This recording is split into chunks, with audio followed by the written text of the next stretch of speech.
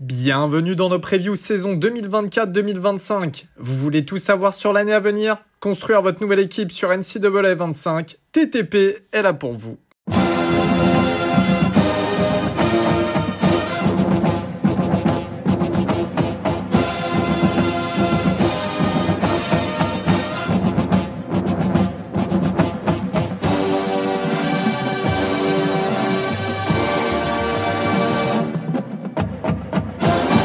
Salut à tous et bienvenue dans un nouvel épisode preview de The Trick Play. Aujourd'hui, direction l'Est des États-Unis et l'ACC. On va aller dans un premier temps un petit peu vers le sud, le sud-est. Enfin, ils appellent ça le sud, mais c'est à la limite en Caroline du Nord, du côté de Wake Forest.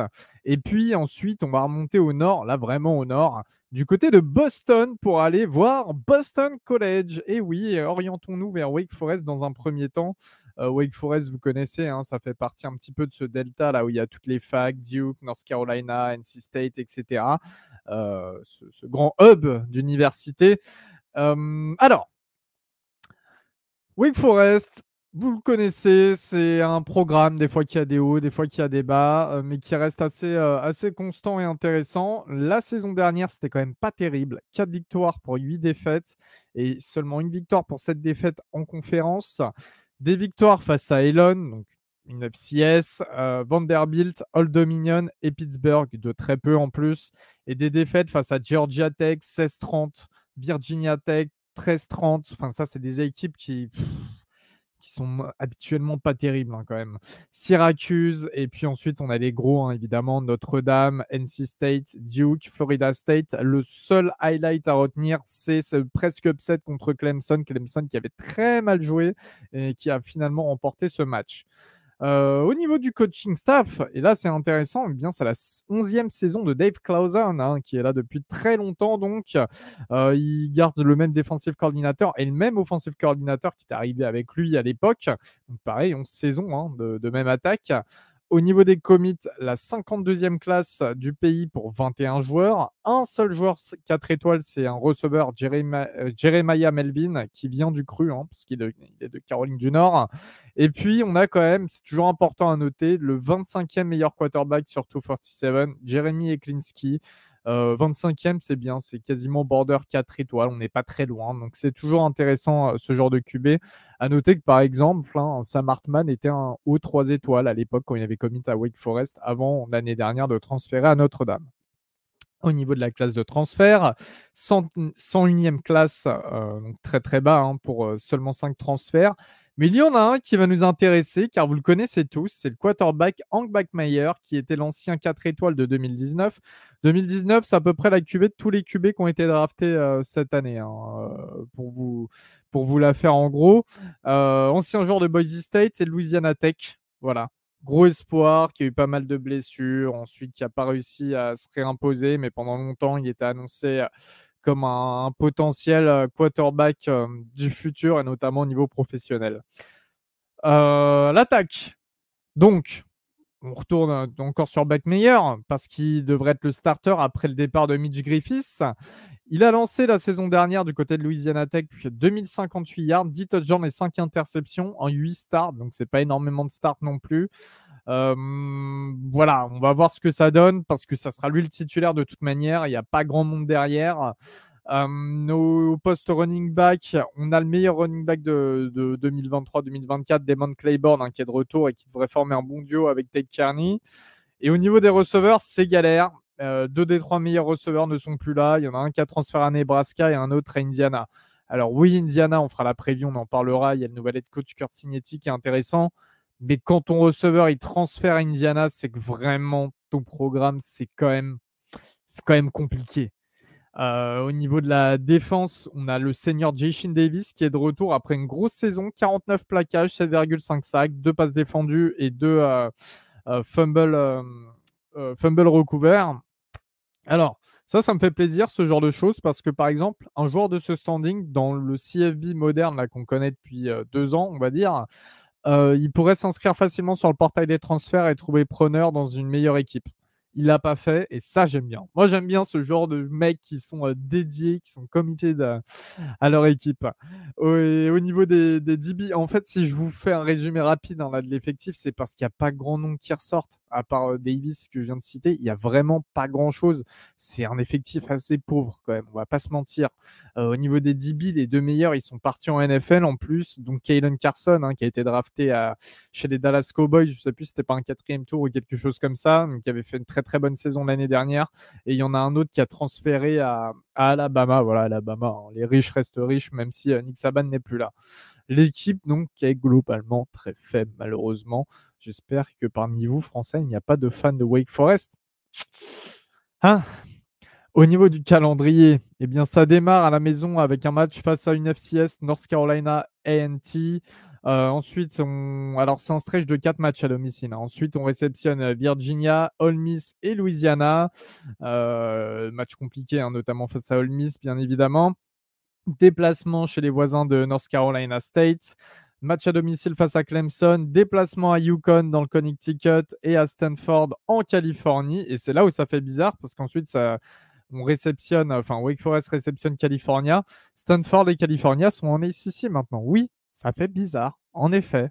Et l'ACC, on peut dire que c'est un peu la Ivy League du Power 4, maintenant c'est plus le Power 5, parce qu'il y a quand même la plupart des grosses facs cérébrales de ces meilleures conférences qui se retrouvent en ACC. Donc Stanford, déplacement là-bas le 26 octobre et réception le vendredi soir de California, match assez sympa. Déplacement à North Carolina chez les voisins, déplacement à Miami et on termine la saison à domicile face à également des voisins, Duke. Au niveau de mes pronos, 4 victoires pour 8 défaites. Alors, le minimum, c'est 3 victoires pour 9 défaites et le maximum, 5 victoires pour 7 défaites avec de la chance. Je suis à 4 victoires pour 8 défaites avec des victoires face à North Carolina A&T, la FCS, victoire face à Louisiana, Yukon et California. La seule chose qui, à mon sens, peut sauver cette équipe, c'est Dave Clawson parce que c'est un bon coach. Ça reste un bon coach. Il y a ce côté très très stable avec lui. J'espère pas qu'il sera sur la hot seat la saison prochaine. Il n'a pas été cette année malgré la mauvaise saison. On sait qu'avec Forest, en général, le board aime bien la stabilité, mais vu que le college football s'accélère quand même un petit peu dans tous les sens, je ne serais pas étonné qu'on le retrouve sur la hot seat, malheureusement. J'aime bien ce coach. Cette fois-ci, on va du côté du nord-est des États-Unis et de la grande mégalopole qui est Boston. Et oui, du côté de l'Irlande américaine, Boston College, bien évidemment. Et je vais revenir, hein, j'ai fait exprès de parler d'Irlande américaine parce que je vais revenir là-dessus juste après. C'est assez incroyable ce qui s'est passé du côté des Eagles. Déjà, la saison 2023-2024, on attendait une saison en perdition. Eh bien non, ils obtiennent un bol parce que 7 victoires pour 6 défaites et en conférence 3 victoires pour 5 défaites. Des victoires face à Holy Cross, qui était la 5e meilleure FCS au top 25 à l'époque. Holy Cross, en plus, qui sont pas très loin de Boston. Victoire face à Virginia, Army, Georgia Tech, Yukon et Syracuse. La plupart, ce sont des victoires assez closes quand même. Hein. Il n'y avait pas trop de gap de points. Au niveau des défaites, défaite en week 1 face à Northern Illinois, ça fait mal. Défaite face à Florida State, qui était 3e au classement AP Poll. Défaite face à Louisville, Virginia Tech, Pittsburgh et Miami. Eh bien, je vous l'ai annoncé, il y avait un bowl et c'était du côté de Boston au Fenway Bowl. Et oui, vous connaissez le mot Fenway? Bah oui, Fenway Park, le stade emblématique des Red Sox de Boston en MLB. Un des stades de toute manière les plus vieux, les plus emblématiques. Je vais me répéter une nouvelle fois, mais les plus emblématiques de l'histoire du baseball, hein, tout simplement. Donc voilà, c'est toujours sympa d'avoir un bowl dedans, le Fenway Bowl, avec une victoire 23-14 face à SMU qui était 24e au top 25 et People. Donc très très bien joué de la part de Boston College, ça clôt une belle saison. Et puis SMU qui rentre en Big 12, on fera leur preview bien évidemment. Et c'est là où c'est assez incroyable. On va parler coaching staff. Alors, Jeff Hafley et son staff se sont fait virer. Il passe d'ailleurs défensif coordinateur du côté des Green Bay Packers en NFL. Donc ça va, tu te fais virer de Boston College, mais tu passes d'ici à Green Bay. Enfin, il y a pire quand même dans la vie. Mais moi, là, ce qui me rend tout joyeux et assez zinzin, c'est l'arrivée en tant que head coach de Bill O'Brien. Et oui, eh ben, si vous êtes fan de NFL et pas trop de CFB, vous le connaissez quand même. Évidemment, Bill O'Brien, l'ancien offensive coordinator et QB coach des New England Patriots pendant longtemps sous Bill Belichick, avec le développement, parce qu'il était là au moment de son développement, d'un certain Tom Brady, ancien head coach de Penn State, ancien head coach des Houston Texans, jusqu'à ce qu'il devienne aussi GM, et c'est là où c'est parti en vrille, mais sinon c'était un bon head coach là-bas. Ancien coordinateur offensif d'Alabama pendant 2 ans sous Nick Saban, avec notamment la saison où Bryce Young termine Iceman Trophy, enfin, gagne, excusez-moi, le Iceman Trophy. Et coordinateur offensif la saison dernière du côté des Patriots de nouveau. Hein, il avait essayé de remettre Mac Jones sur les bons rails après l'avoir entraîné l'année d'avant à Alabama. Mais ça n'a pas forcément trop fonctionné. Mais bref, Bill O'Brien, c'est tout simplement Boston. Il est né là-bas, il vient de là-bas, il a grandi là-bas, il est d'ascendance irlandaise, sa femme est de là-bas et d'ascendance irlandaise. Tu ne peux pas faire plus local en termes de produits, et l'expérience et le bagage que ce type ramène pour un programme comme Boston College, c'est tout simplement inestimable et inespéré. J'insiste là-dessus. Moi, je trouve ça fou et fantastique. J'adore ce match. Je suis vraiment comblé en voyant ça. Il est accompagné en coordinateur offensif de Will Lowing, qui l'a accompagné dans la plupart de ses équipes. De toute manière, il le connaît très bien. Il était récemment offensive assistant du côté d'Alabama et tight end coach du côté des Patriots la saison dernière. Voilà, hein, ils ont travaillé énormément ensemble. Et puis du côté de la défense, eh bien, il prend un défensif coordinateur d'expérience, c'est Tim Lewis. Il a une énorme expérience en NFL qui date depuis la fin des années 80, il me semble. Et récemment, il a eu pas mal d'expérience en XFL. Il a même remporté pas le championnat, la ligue, il y a 2 ans, il me semble, avec les Renegades, si je dis pas de bêtises. Hein. Bref, quelque chose comme ça. Mais voilà, énormément d'expérience à ce poste-là. Au niveau des commits, eh bien, c'est la 95e classe pour seulement 13 commits. Voilà, vous savez très bien, un nouvel head coach, c'est compliqué de créer sa classe de recrutement, etc. C'est pas, voilà, c'est pas choquant, malheureusement, mais c'est pas choquant. Il y a juste dans ces commits un tackle anglais qui était un des meilleurs offensive tackles quand même du pays, enfin genre un top 30 à son poste, quelque chose comme ça, ce qui est très bien pour un joueur qui vient du programme de développement des étrangers. Donc voilà, un British du côté de Boston, comme à l'époque. Au niveau des transferts, eh bien, c'est la 53e meilleure classe pour 10 transferts. Ça, c'est plutôt pas mal. 2 anciens DB 4 étoiles d'Ohio State, on en parlera tout à l'heure. Et la plupart, en fait, ce sont des jeunes avec de l'expérience sur le terrain qui devraient contribuer. On sait que Bill O'Brien est super bon à former des joueurs. Il est très bon dans la formation de joueurs, dans le développement des joueurs, et c'est justement ce qu'il lui faut. Là, il récupère des jeunes qui étaient ou freshmen ou sophomores, qui ont vu pas mal le terrain déjà, et c'est super bien parce que finalement, il va les aider à continuer à progresser, et les mecs n'arrivent pas en tant que bleus, quoi. Au niveau de l'attaque pour cette saison 2024-2025, on retrouve le quarterback Thomas Castellanos, qui a une particularité, l'ancien transfert de UCF. C'est un des 3 seuls joueurs la saison dernière à avoir lancé plus de 2 milliards et couru plus de milliards. Euh, Dans ces 3 joueurs, donc il y a Castellanos, il y en a un, je ne sais plus qui c'est, et l'autre, c'est simplement Jayden Daniels. Voilà, vous avez entendu parler récemment de Jayden Daniels, pas que pour la NFL, aussi pour ce qu'il a gagné au CFB. 2250 yards, 15 touchdowns pour 14 interceptions et 1100 yards à la course avec 13 touchdowns. Le meilleur receveur de la saison dernière, Lewis Bond, qui a catché 7 touchdowns, est de retour. Il sera accompagné de 2 transferts d'expérience qui arrivent de Vanderbilt et Texas Tech. Et surtout de Kamari Morales, le tight end, ancien tight end de UNC, de North Carolina. Je me suis toujours étonné qu'il ne soit pas développé plus que ça là-bas. Après, bon, on connaît Mac Brown et mon amour que je n'ai pas pour lui. Mais voilà, Kamari Morales, c'est très très intéressant, je trouve. J'aime beaucoup le joueur.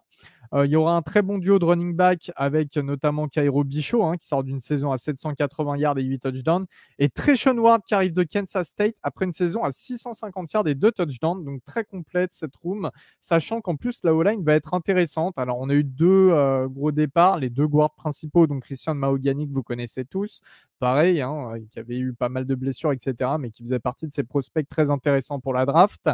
Le right tackle Ozzy Trapilo, peut-être est peut-être le meilleur à son poste en ACC, hein, à suivre, donc Trapido. Et le centre Drew Kendall, hein, c'est une des meilleures recrues lycéennes de l'histoire du programme. C'était il y a 2 ans, il me semble, et qui a vraiment bien progressé la saison dernière. Il va être aussi intéressant à suivre. Donc la O-line reste quand même plutôt. Il y a des bons joueurs. Il y a des bons joueurs sur cette O-line.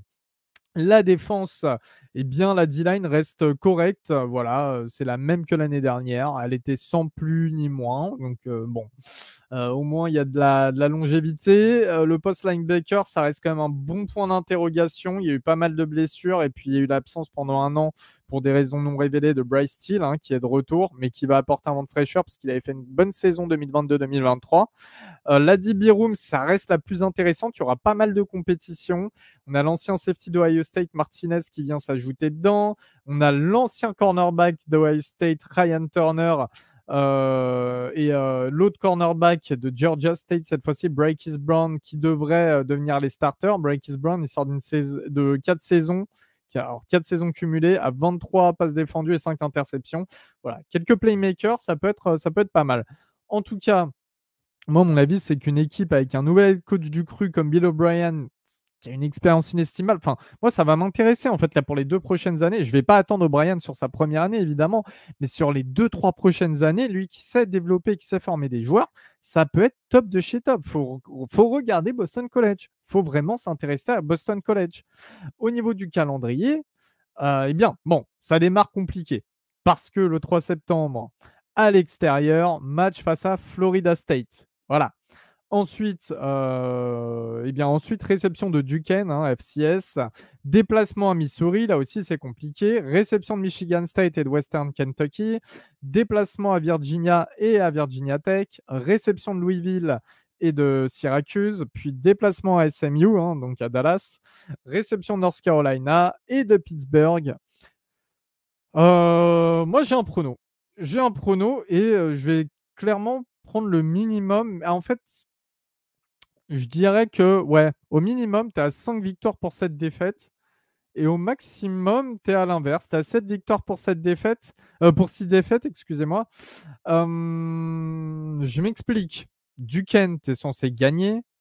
Western Kentucky, qui a quand même perdu des joueurs à domicile, tu es chez toi, tu peux gagner. Il y a Syracuse qui s'est affaibli, à mon avis. Non, Syracuse, non, devient meilleur, mais on ne sait pas ce que ça va donner. Ensuite, tu as SMU, tu as Pittsburgh que tu peux prendre, tu as une des deux Virginia parce qu'ils sont mal en point. Michigan State, on ne sait pas non plus ce que ça va exactement donner dès la 4e journée en plus. Voilà. Après, les déplacements, évidemment, à Florida State et Missouri s'annoncent périlleux. Louisville, ça risque d'être dangereux, enfin, d'être très dangereux aussi. North Carolina, pareil. Voilà. Mais je vois une saison qui potentiellement peut être positive pour Boston College. Je leur donne vraiment au plus bas 5 victoires pour cette défaite. Ça serait dommage, mais je pense qu'ils peuvent accrocher le ball avec au moins 6 victoires. En tout cas, merci de nous avoir écoutés pour cet épisode spécial ACC, hein, avec Wake Forest, les Demon Deacons et les Eagles de Boston College. On se retrouve très vite pour une nouvelle preview. Je vous dis ciao tout le monde.